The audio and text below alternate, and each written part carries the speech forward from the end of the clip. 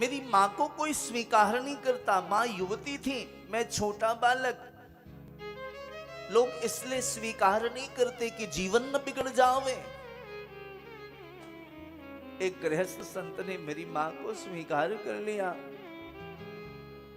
बेटी क्या सेवा कर सकती हो? बोले गौ सेवा कर सकती हूँ, गोबर हटा सकती हूँ, चारा लगा सकती हूँ, आपके पार्षदों को साफ कर सकती हूँ, झाड़ू पोछा कर सकती हूँ। बोले तुम्हारी ड्यूटी हमारे यहाँ लगी, सेवा करो। चातुर्मास के काल में विरक्त संत गृहस्थ संत के यहाँ पधारे। उन गृहस्थ संतों ने मुझे उन विरक्त संतों की सेवा में लगा दिया। संसर्गात गुण दोषाः भवन्ति, संसर्ग से गुण और दोष का आदान प्रदान होता है। संतों को भजन करता हुआ देख करके, ठाकुर सेवा करता हुआ देख करके, साधना स्वाध्याय करता हुआ देख करके मेरा जीवन भी बदलने लगा।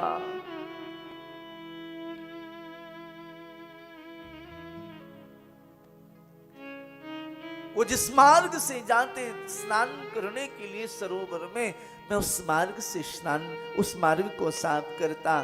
वो स्नान करके आए, उससे पहले पुष्प बीन के लाता, पार्षदों को साफ करता। वो सत्संग करते तो बहुत ध्यान से सुनता।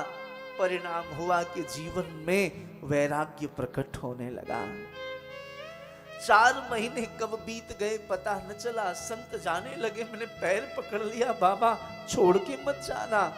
माँ ने देख लिया, पकड़ लिया दूसरा चरण संत का, मेरे बेटे को लेके मत जाना। संतों ने समझाया, बेटा क्या सीखा तुमने कथा में, क्या सुना तुमने सत्संग में?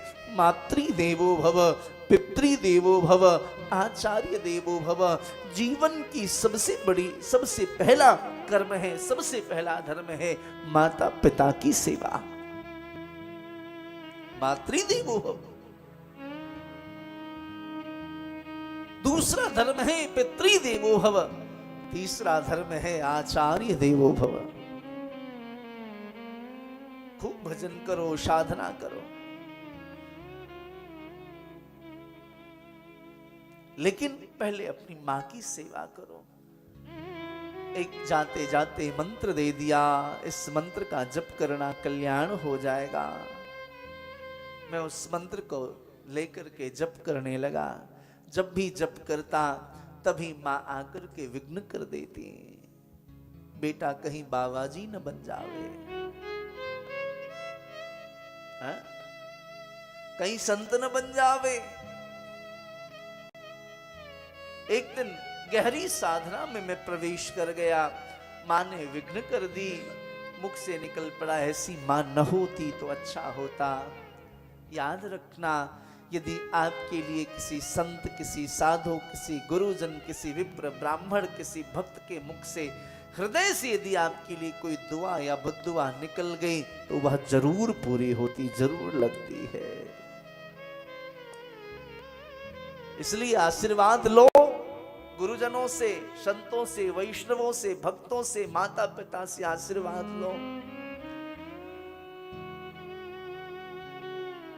भगवान सूत जी सौनकादिक ऋषियों से कहते हैं, एक दिन की बात, मां दुग्ध दोहन के लिए जा रही थी।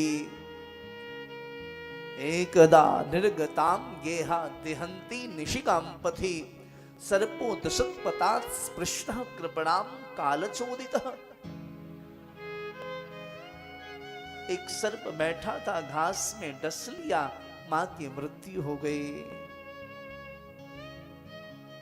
भजन करने लगे।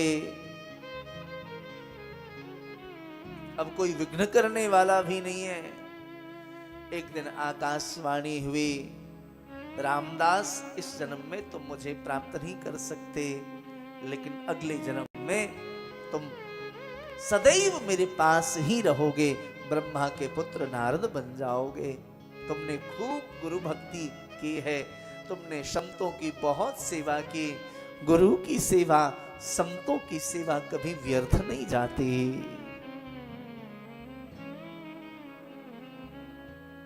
मुझे कौन जानता था तेरी बंदगी से पहले, तेरी याद ने बना दी मेरी जिंदगी फसाना।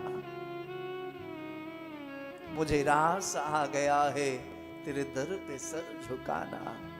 तुझे मिल गया पुजारी, मुझे मिल गया ठिकाना।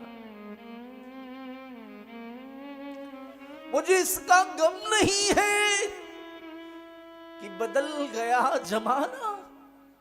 मुझे इसका गम नहीं है हे बिहारी जी, मुझे इसका गम नहीं है कि बदल गया जमाना। पर मेरे जिंदगी के मालिक कहीं तुम बदल न जाना। मेरे जिंदगी के मालिक कहीं तुम बदल न जाना। मुझे रास आ गया है तेरे दर पे सर झुकाना। तुझे मिल गया पुजारी, मुझे मिल गया ठिकाना।